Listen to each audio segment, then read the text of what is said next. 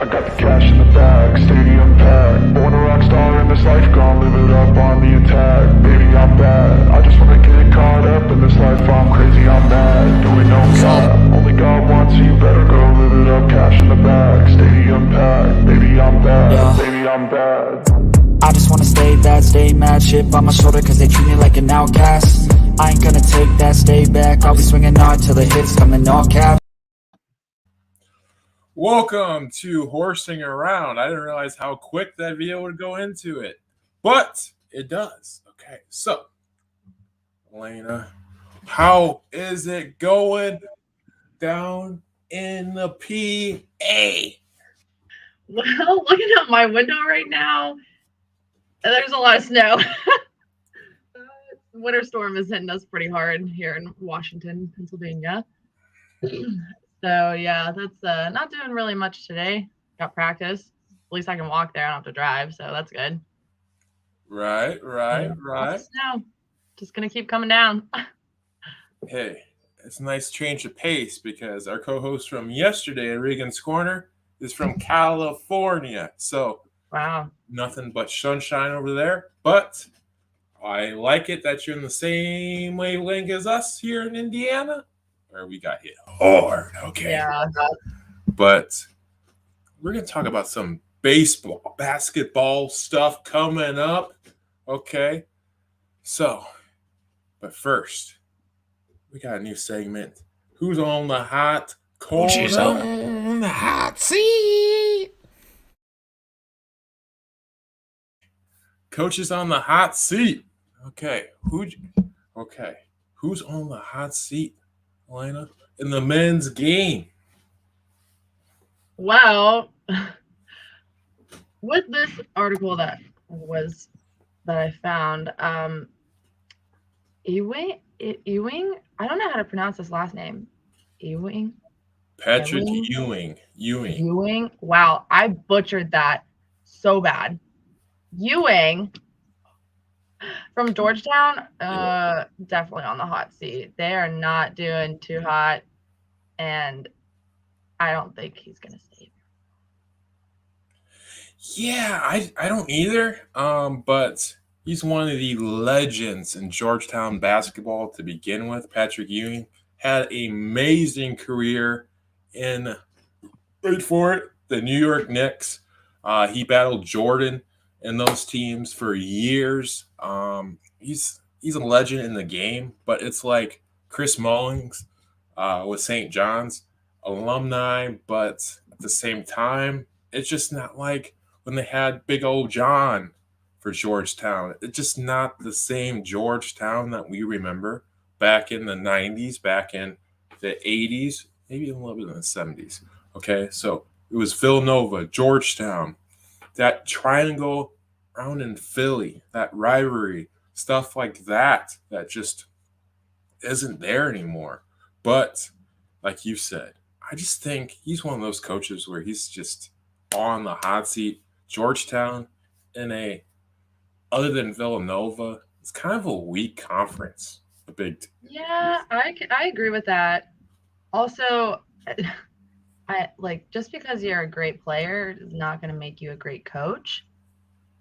So I feel like he might have struggled a little bit with this team, maybe just the team in general, but I mean, he's been here since 2017, I think.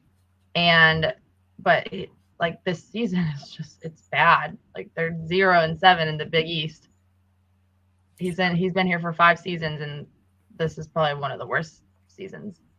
And 5 seasons, that gives you a lot of time to like kind of figure out your coaching strategy and kind of what you're good at as a coach and kind of what you need to fix and kind of understand your team and also work with your team. Like I know it's going to change, but 5 seasons, I mean, you're going to have the same freshmen that you did like your first or second season as seniors. So like you should know who they are and how they play. Mm-hmm. And going 6-12 overall and 0-7 in the conference, like that's kind of disappointing. Right. I mean, in the college game by now, you know how good of a recruiter he is. we can take the side. Oh yeah, first time being a head coach. No, he's been in the NBA and stuff like that as assistant. You should kind of know the ropes. You see Woodson in Indiana succeeding, um, even though he has more head coaching experience than Ewing, but still, that's a prime example of a guy coming in, not used to the college game, but he is developing the talent from the Hoosiers, from what Archie Miller did last year to this year. And then you have Ewing, who everyone thought was a splash hire at the time because of his legendary career and a little bit of experience in the pro game. But like you said, being a player is not all it cracks up to be. Because like we can call Larry Bird, okay? He had a couple good years in Indiana as the head coach, but it just weighed on him. So he just said, "Hey, I'm one of the greatest players of all time. So why do I need the coach?" Okay, maybe that's a little bit of what Union's kind of doing. Okay, and I know it's a hard name to pronounce, like Patrick Chewing or Patrick Ewing. You know what I'm saying? Yeah, Listen, I totally butchered that. That's it's all whatever. good. It's all good. It's all good. You know, it's all good. Okay. So, another coach that's on the hot seat, okay, kind of like Ewing is Tom Crean. Okay. Uh, so, a little bit about Georgia, Elena. What is going on with the Bulldogs? Well, I mean, I feel like he's kind of in the same boat as Ewing right now. I mean, he's in his fourth season. He has 47-64 record in 4 seasons, which not the best, especially in 4 seasons and having the background that he does. So I wouldn't be surprised also if Georgia makes a change at the end of the season. I mean, there were so many, I think there were like 21 new coaches hired in 2021. And I wouldn't be surprised if more were hired in 2022. For sure, absolutely. Okay, Tom Cream, he had good years at Indiana, but he made his money in Marquette. Uh, so he's been kind of a journeyman coach ever since Indiana, uh, but you just can't get it together fully. When you have Anthony Edwards on your club for about 2 years and you don't have a winning record in your resume at Georgia, time to go. Time to go. Okay? Yeah. Time to go. Okay? So, which coach from the article do you think gets the boot first? Oh man.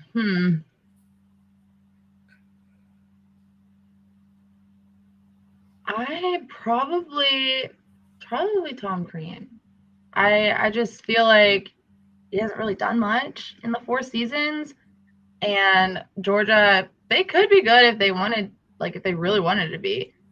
But really, a coach is what makes the difference, I think. And in 4 seasons, there's still have a losing record like he does, and there's 6-15 on the season this season. Like, I think it's time to give him the boot. Like she should. It's time to give him the boot. You know, kind of trying to do a Canadian accent on that one, but it failed.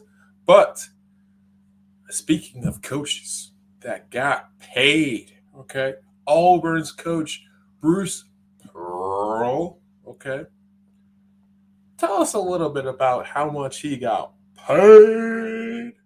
I could not believe my eyes when I saw how much he got paid. Like, after it's an 8-year contract, correct? Yeah. And 8 years is a long time. I mean, he's going to finish out the well, I guess the decade with that team. So let me see, he got, I don't even, hold on, computer's freezing. Oh my gosh. But yeah, 8 years is a long time. I couldn't believe my eyes. What is it? Oh, 5.4 million annually. 8 years? That's crazy. Annually? $5.4 million annually. So like the whole year. He gets $5 million, 5.5 almost every year Man. for 8 Okay. years. Yeah. That's till like 2030. He hasn't even won a national championship yet. I know, but I mean, they've been doing pretty well. And if they like, I think he got them to the Final Four or something at some point. I think so. And I don't think any other coach has really gotten them that far. So Yeah, they haven't been good since Charles Barkley. To be honest with you, Auburn basketball has been pretty bad. It's mostly a football school, but yeah, Pearl the last 5-6 years under him, it seems like Auburn basketball has been taken off. They're starting to get over the Kentucky hump and Calipari. It just seems like Auburn basketball is one of those programs that's shooting up, like Baylor is.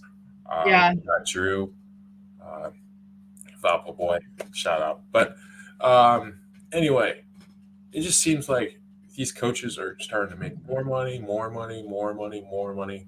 I'm just after a while with all the NIL deals and this and that, you might see the contracts even go down a little bit because the players are making a lot more money than even the coaches. You might have the same structure like you have in the NBA with these big time programs like a Duke, a Kentucky, and that's another thing. Okay, that was even on the article. Who do you think is next in line after Coach K retires this year? I mean, I think they kind of already talked about Shire. Is that how you pronounce it? I'm going to butcher all these last names. Don Shire. Hey, don't feel bad for butchering. Okay, I'm going to be honest with you. When we do baseball, I'm going to butcher every way team's name. Everyone, especially Culver. Okay, there's a lot of Polish names in there. Okay, yeah, but yeah, I was kind of surprised about like the replacement of Coach K. Like who is going to be good enough to do that and keep the program where it is and even possibly make it better? Like they I feel like have to choose. They have to take their time and choose who they think are going to be the best fit to replace Coach K.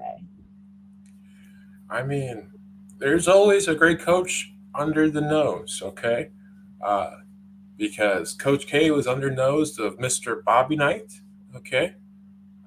And then you just go down the trees and stuff like that. Because you could say the same thing for Boeheim either this year or next year. Wonder who's going to take it over. Because I think after Boeheim's kid, his second kid goes through Syracuse, he's done. Because they have Buddy and I think the youngest one playing currently for Syracuse. If you know that down below, facts checks me on that. But anyway, what about Wisconsin? Okay, we talk about them almost every week. Okay, but it just seems like they're just chugging along in the snow, and then with the COVID stuff and everything like that, it just seems like Wisconsin's doing their thing once again. They took a little bit break last year, the year before that, but this year they're back. The Badgers are back. So, are the Badgers the favorites in the Big Ten? I feel like they could be now because of the kind of season that they've had. Mm-hmm. But I wouldn't say that they should be the absolute favorite going in. Just because they kind of have been like up and down. But I mean, they might be playing their best basketball right now, which is good, and that's what you want going into March Madness. But yeah, I wouldn't say they're the absolute fan favorite right now. No, I wouldn't say either. Honestly, I might pick Sparty to win conference, the tournament, because I think Wisconsin's going to probably win the regular season because Purdue does have a couple losses in there. But who's been the most disappointing team in the Big Ten this year? I mean, I just feel like the Big Ten to me, I feel like is not like that. I don't want to say advanced as the other ones, but I feel like they're not as good, I would say. So I don't know. I mean, they're not a really good conference. I feel like some of the teams are just not as good. Right. I would say the Michigan Wolverines, okay, because they came in to all the hype around Howard his second year after going into a big old tournament run.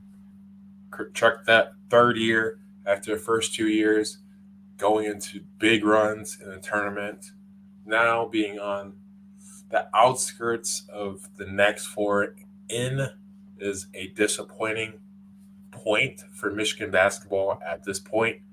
Um, but hey, you can't have it all. Michigan, your football team made it to the playoffs this year, so your basketball team may not make it to the tournament, but that is what it is. And anyway, okay, Elena, you ready for your lockdown of the week? I didn't think we were doing one this week. We may not, okay, but We may not be able to this week. Nothing really caught my eye this week anyway. right, for sure, absolutely.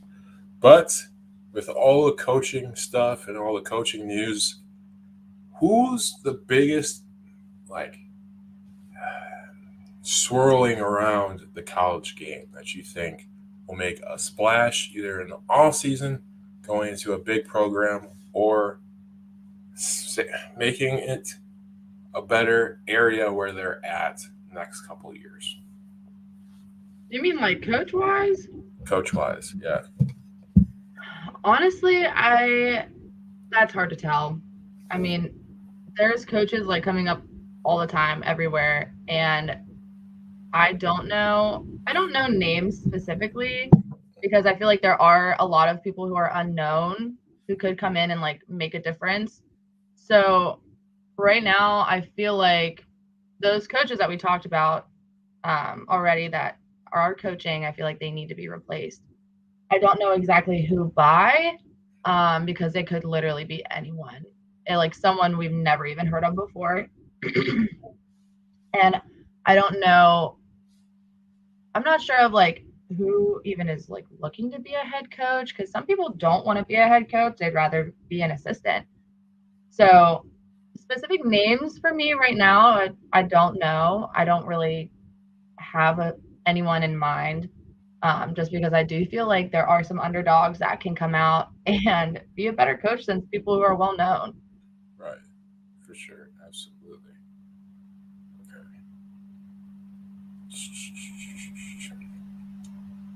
Okay, so Kansas Star, okay, was out for the Iowa State game, okay, earlier this week. So, how big of an impact do you think he would have made in that Iowa State game? Well, I mean, I think he would have made a really big impact, obviously, because he was like National Player of the Year or something. And he is I think one of their leading scorers as well. But I think he could have made even more of a impact.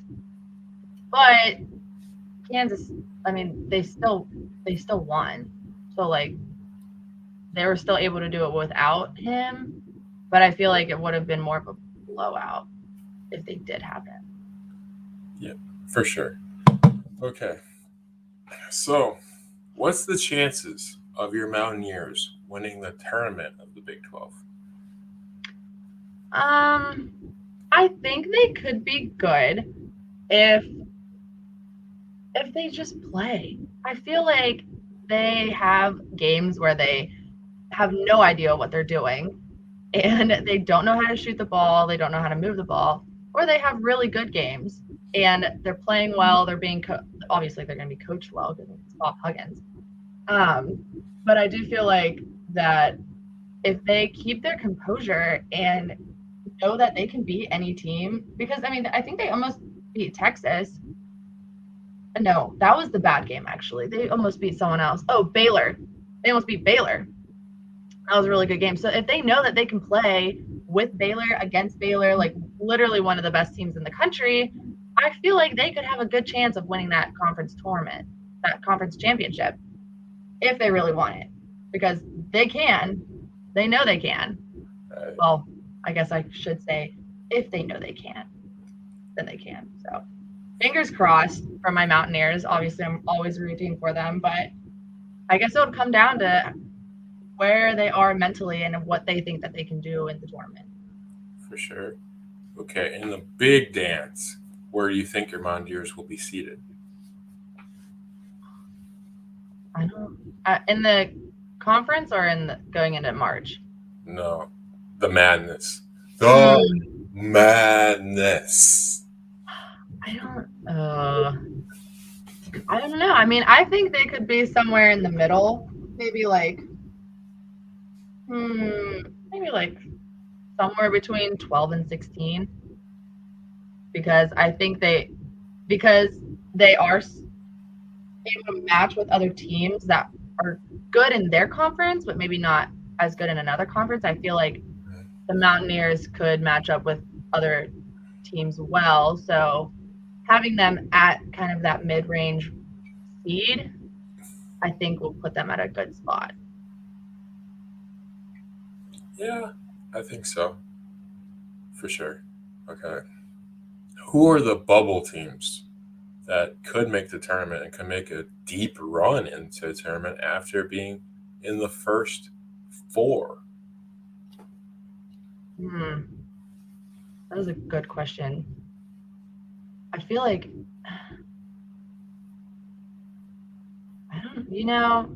it's hard to tell right now. Because I know that like some teams are going to be in there anyway, but I do feel like there's going to be those underdog teams. But the real question is like which ones, which don't really know the answer right now. What are yours? Good. Right now, I'm looking at Notre Dame. And I know there's going to be people out there going, Notre Dame who? Especially in guys basketball. But if Yeah. they can hit the bat, if they can hit it, okay, consistently, the 3-point shots, the Bray offense, where it's spread out a little bit more, I think they can contend with anybody. Okay, they only lost 6-7 games this year, so I think they could, but will they? I don't. I mean, it's a possibility. It's not a huge possibility, but it's one of the four that I'm thinking of right now. Uh, for sure. But I'm going to see in a second. Okay. Well, your Mountaineers is one I think that could make first of four to a Final Four. Just the way the whole team kind of runs and stuff like that with the press, with Huggy Bear. There's some years where your Mountaineers are seated third that don't do anything. Okay. Yeah. And then it's like a Syracuse kind of thing where it's like you don't think it's out of the blue. Okay. But right now, they're projected to be in the first four, 12 seed. Okay. 12 seeds are usually that 5 and 12 matchup is pretty dangerous. You add a team from the Big 12, which is a very good basketball conference. In that first 5 to 12 matchup for that team, that's not a good matchup, whoever plays them in the first matchup. So you have all that. Let's see how the bracket is because it's very even the whole tournament this year. It's like you said, it's so hard to kind of nuance this and that, but I'm saying probably Mountaineer is probably my favorite to be that sleeper team that just comes out of nowhere. Yeah, I could agree. Because, I mean, they were unranked whenever they played Baylor, I'm pretty sure. And Baylor was like number 1 or something. And they were able to play with them and almost beat them. So, like, anything can happen. That's why I love March Madness. For sure. And we're going to talk more about March Madness in the episodes that come up here on Horsing Around. But, hey, if you want to vote for Miss McDaniels in our March Madness Regan's Corner athletes, our voting will start on Monday. The brackets will be refilled on Sunday with me and the VP Worry Telmonitor, okay, on Keeping It 100. So, Elena, best of luck in that tournament, okay? And Thank you. best luck on your season ahead for basketball. It's always a pleasure. Remember, subscribe down below, audience. And if you're in the PA, okay, or Washington, PA, go check out some of their home games. And go check out Senior Day is coming up, so go check out her Senior Day if you're in the PA. Okay. Appreciate it. You're welcome. You're welcome. Okay, Elena. Time to saddle up and ride on the sunset. And remember, subscribe down below. See ya.